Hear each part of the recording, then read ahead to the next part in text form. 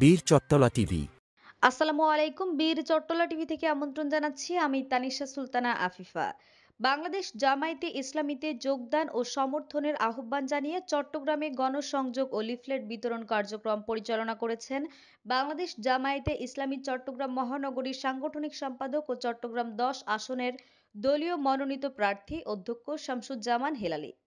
গণসংযোগকালে প্রধান অতিথির বক্তব্যে তিনি বলেন, দেশে ন্যায় বিচার, সততা ও কল্যাণ ভিত্তিক রাজনীতি প্রতিষ্ঠায় বাংলাদেশ জামায়াতে ইসলামী নিরলসভাবে কাজ করে যাচ্ছে। এই লক্ষ্য পূরণে জনগণের সক্রিয় অংশগ্রহণ অত্যন্ত গুরুত্বপূর্ণ।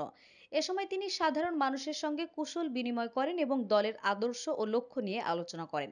তিনি সবাইকে জামায়াতে ইসলামীর পতাকা তলে ঐক্যবদ্ধ হয়ে দেশের কল্যাণে ভূমিকা রাখার আহ্বান জানান।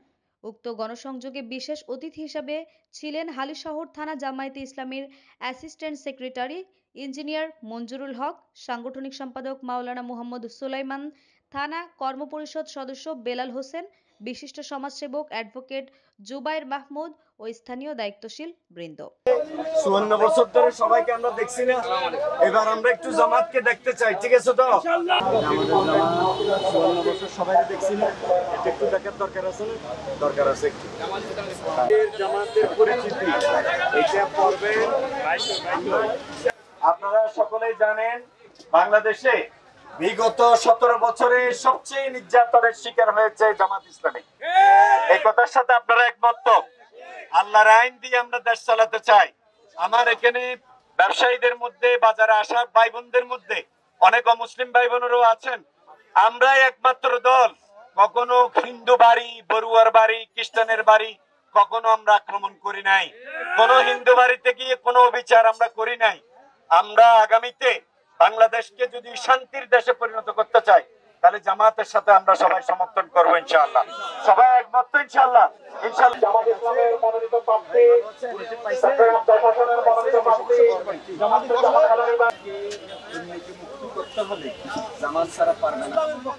ইসলাম ছাড়া কেন্দ্র ঘোষিত কর্মসূচির অংশ হিসেবে ৫৪ বছর ধরে আমরা অনেককে দেখেছি, কিন্তু আমাদের ভাগ্যের কোনো পরিবর্তন হয়নি। যারা এমপি হয়েছে, কাউন্সিলর হয়েছে, তারাই শুধু ১০ তলা ২০ তলা বাড়ি বানিয়েছে। আমাদের কোনো ভাগ্যের পরিবর্তন হয়নি। এই জন্য এবার সব মানুষকে আমরা ভোট দিয়ে নির্বাচিত করব, জামাতের হাতকে শক্তিশালী করব এবং ইসলামকে বিজয়ী করার মাধ্যমে বাংলাদেশকে একটি শান্তির জনপদে পরিণত করবো ইনশাআল্লাহ। আপনাদের সকলকে জামাতে যোগদানের আহ্বান জানাচ্ছি, সমর্থনের আহ্বান জানাচ্ছি। আসসালামু আলাইকুম ওয়া রাহমাতুল্লাহ। ১১ তারিখ থেকে ২৫ তারিখ থেকে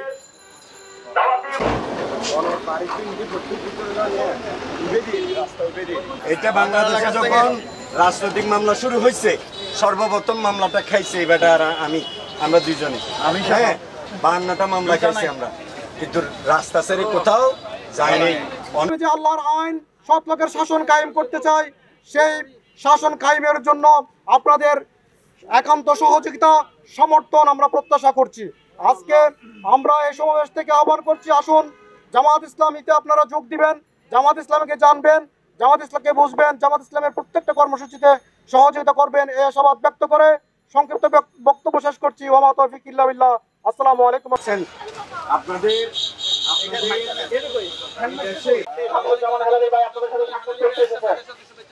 এলাকাবাসী, বাজারে আসা আমাদের ভাই এবং বোনেরা, আমরা আপনাদের দরবারে আসছি বাংলাদেশ জামাত ইসলামীর দাওয়াত নিয়ে।